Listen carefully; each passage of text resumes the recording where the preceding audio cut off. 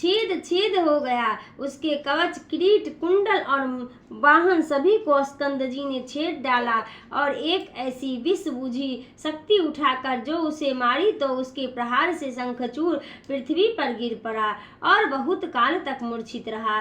पश्चात उठकर उसने भी कौंतकिल्य पर अपनी शक्ति का प्रहार किया, जिसके लगने से वे मूर्छित हो पृथ्वी पर पड़े रहे। इस प्रकार उन्होंने ब्रह्म वाक्य को प्रमाणित किया। काली उन्हें अपनी गोद में उठा विजय शिव जी के पास ले आई। शिव जी ने उन्हें जीवित कर दिया। वे उठकर फिर युद्ध की ओर चले हुई। उधर वीरभद्र शंखचूड़ से लड़ रहे थे। दोनों ने दोनों के बाण को काट और परस्पर आघात किया, परंतु शंखचूड़ ने एक शक्ति चलाकर वीरभद्र को पृथ्वी पर गिरा दिया, परंतु वे तत्क्षण ही उठ पड़े और दूसरा धनुष ले युद्ध करने लगे। उसी समय काली फिर युद्ध में आई और कार्तिकेश्वर की रक्षा करती हुई दानवों का चर्वण करने लगी। दोनों पक्षी के वीर निकट संग्राम कर रहे थे। इति श्री महापुराण पंचम युद्ध खंड का 37वां अध्याय समाप्त हुआ। 38वां अध्याय भद्रकाली शंखचूड़ युद्ध। सनत कुमार जी बोले, अब देवी ने युद्ध भूमि में भयानक सिंहनाद किया। कितने ही दानव मूर्छित हो गिर पड़े। विकराल दांत वाली चंडिका वीर का रक्तपान कर नाचने लगी। देवताओं के दल में महाकोलाहल होने लगा। तब काली को इस प्रकार महारूढ़ देख दानवेंद्र शंखचूड़ स्वयं अपने युद्ध करने आया। काली ने प्रलयगृह के समान घोर वान वर्षा की, परंतु राजा शंखचूड़ ने वैष्णव अस्त्र शस्त्र चलाकर उसे शांत कर दिया। तब देवी ने नारायण अस्त्र चलाया। दानवेंद्र रथ से उतर उसे प्रणाम करने लगे। इससे वह अस्त्र शस्त्र स्वयं ही शांत हो गया।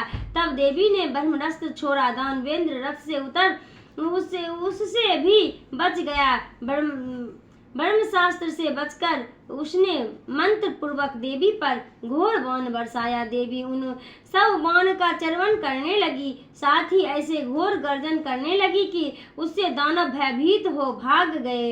इस प्रकार एक ओर से काली और दूसरी ओर से दैत्येंद्र भीषण संग्राम करने लगे। पश्चात जब काली ने पाशुपत का प्रयोग किया तो उसकी अभोमता की रक्षा के लिए आकाशवाणी ने रोक दिया, क्योंकि उससे उसकी मृत्यु नहीं लिखी थी। भद्रकाली पशुपात को रोक 100 लाख दानवों को चट कर गई और शंखचूड़ को भी खाने दौड़ी। तब दानवेंद्र ने रौद्र रूप से उसका वेग रोक तथा और भी कई दिव्य अस्त्र का प्रयोग किया, परंतु परम क्रुद्ध भगवती ने सब खंड खंड कर काट दिए। इसके चलाए हुए चक्रादि को वह निगल गई। फिर बड़े वेग से उछलकर देवी ने उसे एक मुष्टि का प्रहार किया तो दानवराज 7 चक्कर खाकर पृथ्वी पर गिर पड़ा और क्षण भर के लिए उसे मूर्छित आ गई। पश्चात उठकर देवी से बाहु युद्ध करना चाहा, परंतु माता की बुद्धि से बाहु युद्ध नहीं किया। देवी ने उसे पकड़ और बार बार घुमाकर बड़े क्रोध से ऊपर को फेंक दिया। प्रतापी शंखचूड़ बड़े वेग से ऊपर कूद गया और नीचे आ भद्रकाली को प्रणाम कर उनके आगे खड़ा हुआ। पश्चात वह अपने रथ पर जा बैठा और भद्रकाली क्रोध से दानवों का रक्तपान करने लगी। उसी समय आकाश से यह वाणी हुई कि हे देवी, अब समर में तुम्हें 1 लाख दानवों का रक्तपान करना है। तुम उन्हें शीघ्र भक्षण करो और संग्राम में दानवराज के वध की इच्छा न करो, क्योंकि यह शंखचूड़ तुमसे अवैध है। भद्रकाली दानवों का रक्त पीने लगी। फिर शिव जी के पास जाकर सब वृतांत कहा। इसी महापुराण पंचम युद्ध खंड का 38वां अध्याय समाप्त हुआ। 29वां अध्याय शंखचूड़ की सेना का युद्ध संहार। संत कुमार जी बोले, काली से ऐसा सुन शिव जी हंसने लगे और उन्होंने समझाकर अपने बाण के साथ ले स्वयं युद्ध करने चले। जब वृषभ पर चढ़े महेश्वर युद्ध भूमि में जाकर खड़े हुए तो उनको देखकर शंखचूड़ ने रथ से उतरकर सिर झुका उन्हें दंडवत प्रणाम किया। फिर विमान पर चढ़ कवच पहन धनुष उठा युद्ध करने लगा। 100 वर्ष तक उसने शिव जी से युद्ध किया। मेघों के समान अपार बाण वर्षा की। महावीर शंखचूड़ ने बड़े ही दारुण बाण चलाए, परंतु शिव जी ने उन सबको काट गिराया। पश्चात उन महारुद्र ने कुपित हो उसके अंग में शास्त्रों का प्रहार किया। शंखचूड़ ने शिव जी के बड़ वाहन के सिर पर तलवार चलाई, परंतु इसके पहले ही शिव जी ने अपने पौने बाण मारकर उसकी ढाल तलवार दोनों को ही काट गिराया। तब दानव ने बड़े कोप से शिव जी पर चक्र का प्रहार किया। शिव जी ने अपना मुष्टिक मारकर उसे चूर्ण कर दिया। तब उसने गदा चलाई, शिव जी ने उसकी गदा तोड़ दी। इस प्रकार परस्पर भिन्न भिन्न अस्त्र से वह लड़ता रहा और शिव जी उसके सभी अस्त्र को काटते तोड़ते और चूर्ण करते ही रहे। ऐसा कोई भी शास्त्र न रहा जो उसने शिव जी पर न चलाया हो। पश्चात शिव जी ने जो उसे त्रिशूल उठाकर मारा तो भिन्न हृदय होने के नाते वह उसे न लगा और उससे एक और ही पुरुष पैदा हो गया। शंखचूड़ ने उसे खदेड़ लिया। इतने में ही महाकाली वहां फिर आ पहुंची और अपना मुख फैलाकर बहुत से राक्षसों का भक्षण करने लगी। वीरभद्र और नंदीश्वर ने भी बहुत से दैत्यों का नाश किया। अब एक से दैत्य सेना का संहार हो गया। बचे बचाए बहुत से वीर भाग गए। इति शिव महापुराण पंचम युद्ध खंड का 29वां अध्याय समाप्त हुआ।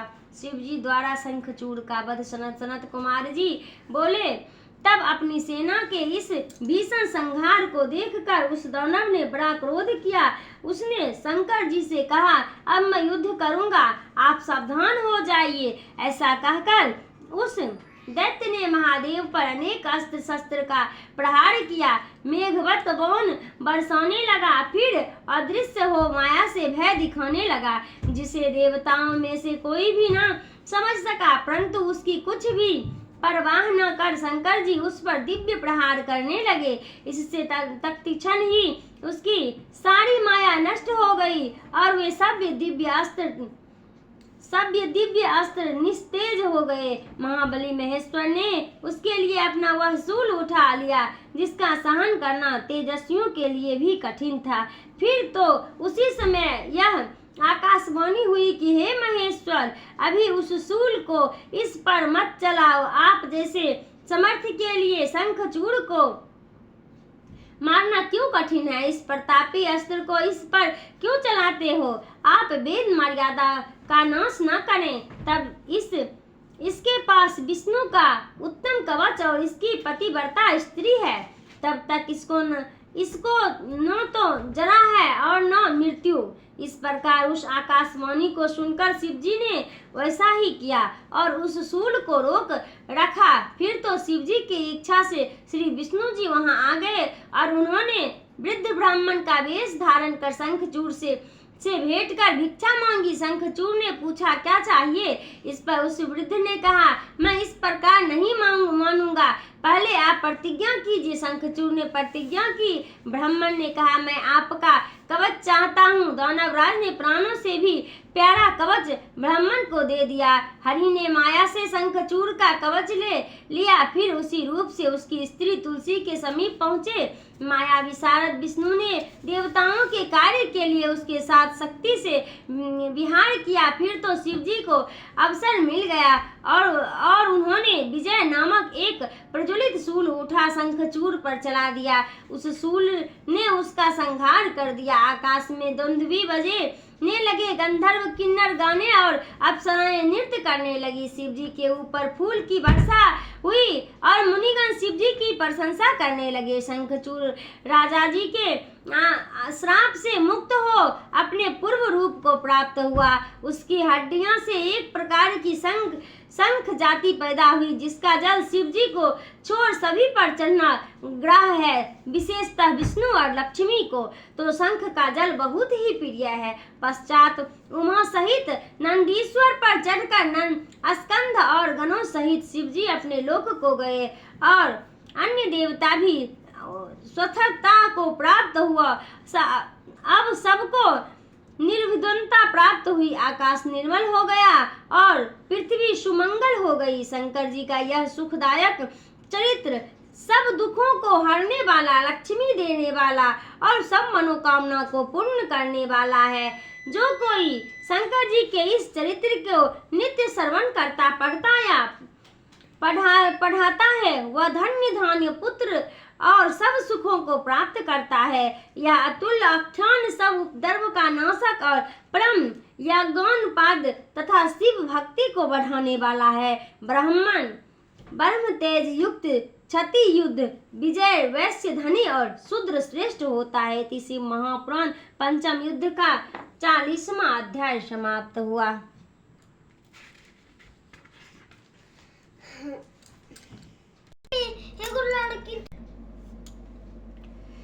तुलसी श्राप वर्णन। व्यास जी बोले, हे मुने, विष्णु जी ने तुलसी जी में अपनी शक्ति का आधान कैसे किया, यह मुझसे कहिए। सनत कुमार जी बोले, देवताओं को कार्य करने वाले नारायण ने शंखचूड़ का रूप धारण कर ही तुलसी के साथ रमन किया था। इस कार्य में पिता शंकर और माता पार्वती की आज्ञा का पालन करना भी उनका ध्येय था और आकाशवाणी से प्रेरित होकर ही विष्णु जी ने उनके वचन को ग्रहण किया तथा ब्राह्मण का रूप त्याग शंखचूड़ का रूप धारण कर वे शीघ्र ही तुलसी के पास जा पहुंचे। तुलसी के द्वार पर पहुंचकर दुंदुभी का शब्द कराया गया और उस शब्द से उस सुंदरी को समझाया गया, जिससे वह आनंदित हो झरोखे से देखने लगी और शीघ्र ही उसने अपना सुंदर श्रृंगार किया। इतने में शंखचूड़ का रूप बनाए रथ से उतरकर भगवान विष्णु तुलसी के भवन में जा पहुंचे। तब इस प्रकार अपने स्वामी को आया हुआ देखकर तुलसी बहुत प्रसन्न हुई और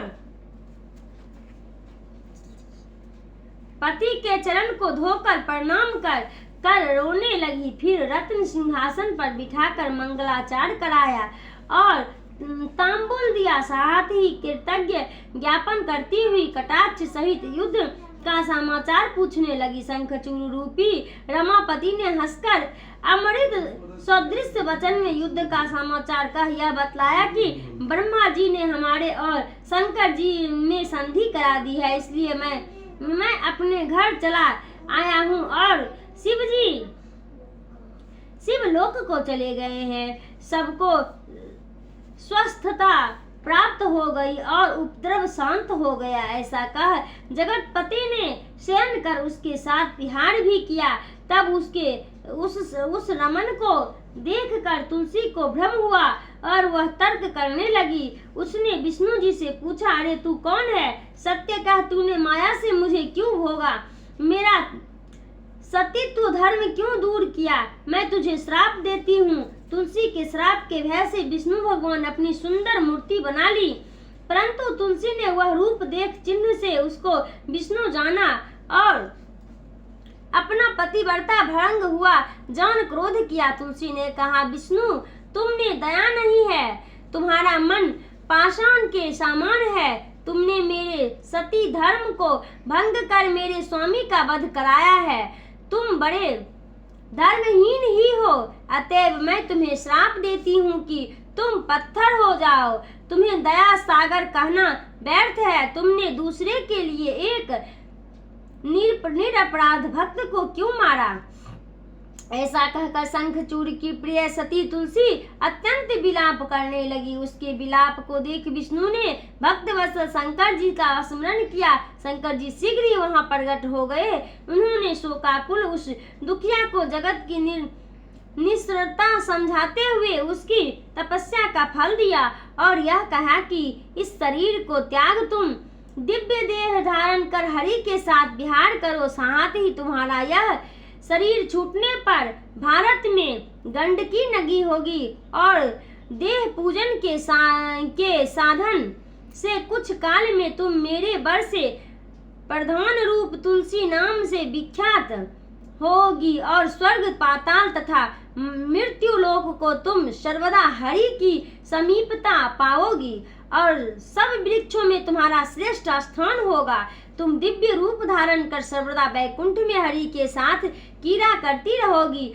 और हरि के अंश में क्षीर सागर को भी पत्नी हो जाओगी। तुमने जो हरि को श्राप दिया है उसके प्रभाव से तुम गंडकी के तट पर ये हरि पाषाण रूप से स्थित रहेंगे। वहाँ पैने दांतों वाले करोड़ कीड़े उस शिला को छेद कर उससे चक्र बना देंगे और उसका नाम शालिग्राम होगा। इस प्रकार शालिग्राम शिला से तुम्हारा संगम बड़ा ही पुण्यदायक होगा। ऐसा महात्म वर्णन किया और पुनः अंतर्ध्यान हो गए। तुलसी ने प्रसन्न हो उस देह को त्याग दिया और दिव्य देह को प्राप्त हुई।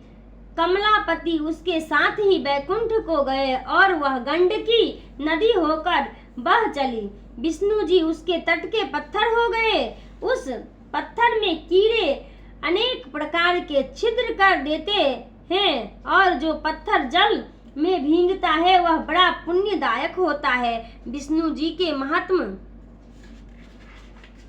महात्म सहित यह आख्यान बड़ा ही भक्ति मुक्तिदायक है। हे मुने, यह सब तो मैंने तुमसे कहा, कहिए अब इसके आगे आप और क्या सुनना चाहते हैं। इति श्री महापुराण का पंचम युद्ध खंड का 31वां अध्याय समाप्त हुआ।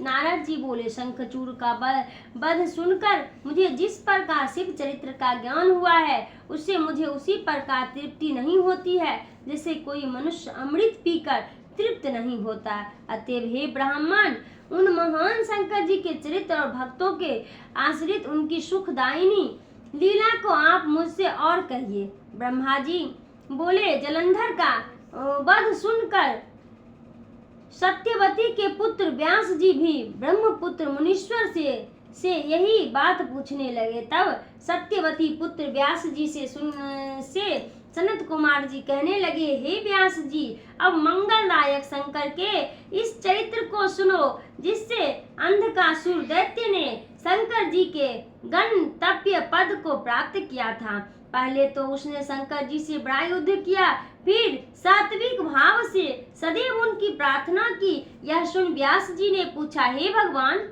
यह अंधक कौन था, किसके कुल में उत्पन्न हुआ था और किसका पुत्र था? वह सब चरित्र रहस्य पूर्वक मुझसे वर्णन कीजिए। यह अंधक तो बड़ा धन्य था जो गणेश्वर हुआ। ब्रह्मा जी बोले, व्यास जी के यह वचन सुन कर ब्रह्मपुत्र सनत कुमार जी महेश्वर का यह सब चरित्र शुक्ल के पिता को सुनाते हुए कहने लगे। सनत कुमार जी बोले, एक समय देवताओं के चक्रवर्ती भक्त पर कृपा करने वाले शंकर जी अपने गण और पार्वती को साथ लेकर कैलाश से काशिक में विहार करने आए।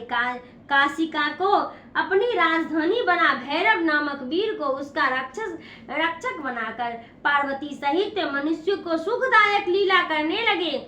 इसी प्रकार एक समय शंकर जी मंदराचल पर्वत पर भी जाकर जब पार्वती के साथ विहार कर रहे थे तब उनके अनेक विहार में जब पार्वती ने अपने कनक कमल से प्रभा वाले हाथ से शंकर के नेत्र बंद कर लिए तो क्षण भर के लिए चारों ओर महान अंधकार छा गया और महेश्वर के शरीर का स्पर्श करने से पार्वती के दोनों हाथों से मद का जल निकलने लगा। पुनः एक बड़ा कराल मुख भयंकर क्रोध प्रायाण एक अंधा विरूप जटाधारी कृष्ण वर्ण विकृत तथा बहुत से रोम वाला मनुष्य उत्पन्न हो नाचने गाने हंसने और घोर शब्द करने लगे। जीभ से चाटने लग गया। उसके अद्भुत दर्शन से गौरी को बहुत आश्चर्य हुआ। शिव जी हंसने लगे। फिर उन्होंने कहा, यह तो तुमने आंख मीचने वाला कर्म किया, यह उसी का फल है, इससे डरती क्या हो। पार्वती जी ने हंसकर नेत्र बंद कर लिए। फिर तो वह पुरुष पहले से भी घोर हो गया। तब उस भूत को देखकर गौरी ने महेश से पूछा कि यह घोर पुरुष कौन है, किस लिए आपने इसे उत्पन्न किया है अथवा किसी अन्य ने इसे उत्पन्न किया है। यह किसका पुत्र है? सत्य कहिए। सनत कुमार जी बोले। तब तिंग जननी के यह वचन सुन सृष्टिकर्ता भगवान शंकर ने स्वयं हंसते हुए उसका पुनः पूर्व परिचय देते हुए कहा कि हे आर्य, यह तुम्हारा वही पहले वाला पुत्र है जो तुम्हारे द्वारा मेरे नेत्रों को बंद करने पर मेरे माथे के समीप से अभी कुछ क्षण पूर्व प्रकट हुआ है। तुम्ही ने इसको रचा है, अतः तुम्ही अपनी सखियां और गण सहित बुद्धि से विचार कर जैसे उचित हो इसकी रक्षा करो। यह सुन पार्वती जी ने करुणा पूर्वक अपने उपाय से उसकी रक्षा का विधान किया। उसी समय हिरण्य नामक दैत्य अपनी बड़े भाई की सतती बुद्धि देखकर पुत्र कामना से शंकर जी को प्रसन्न करने के लिए वन में तप करने गया। उसके तप से प्रसन्न होकर शंकर जी उसे वर देने गए। उसने कहा, मुझे वीर्यवान पुत्र दीजिए। मेरे भाई को तो प्रहलाद आदि 5 पुत्र हुए हैं, परंतु मेरे कोई पुत्र नहीं है। मैं वंश रहित हूँ, मेरा राज्य कौन भोगेगा? शिव जी ने तथास्तु कहा उसे पुत्र प्राप्ति का वर दिया और कहा, मेरा अंधक नामक पुत्र तेरे ही समान बलवान है। तू सारा दुख भूल उसी पुत्र को समझे मुझसे मांग ले। उस दैत्य ने शिव पार्वती की प्रदक्षिणा कर उस पुत्र को प्राप्त किया और शिवजी अंतर्ध्यान हो अपने स्थान पर आए। हिरण्याक्ष उस पुत्र को साथ ले अपने घर चला गया। पश्चात उसने देवता पृथ्वी तथा पाताल वासियों को जीत कर अपने देश में मिला लिया। फिर तो दैत्य के राजा हिरण्याक्ष के आतंक से देवता व्याकुल हो गए। उन्होंने सर्वात्मक यज्ञ का काल बराह रूप धारण विष्णु जी की आराधना कर उन्हें पाताल भेजा। उन्होंने वहां जाकर अपनी घोर दाढ़ के प्रहार से निशाचरी की सेना को मथ कर दूरदर्शन चक्र से हिरण्याक्ष का सिर काट उसके राज्य पर अंधक का अभिषेक किया। फिर अपनी क्राल दाढ़ पर पृथ्वी को उठा जल पर स्थापित किया और सब देवताओं ने प्रसन्न हो उनकी स्तुति की। बारह रूप भगवान अपने लोक को चले। फिर हिरण्यक नेत्र के मरने से सब देवता और संपूर्ण मुनि तथा वन्य जीव सुखी हो गए। इति शिव महापुराण पंचम युद्ध खंड का 42वां अध्याय समाप्त। अब हम मिलते हैं अगले वीडियो में, तब तक के लिए बाय बाय। और कल करेंगे अंधक जन्म की कथा। हमारे चैनल को लाइक कीजिएगा, शेयर कीजिएगा, सब्सक्राइब कीजिएगा, हमें अपना प्यार दीजिएगा।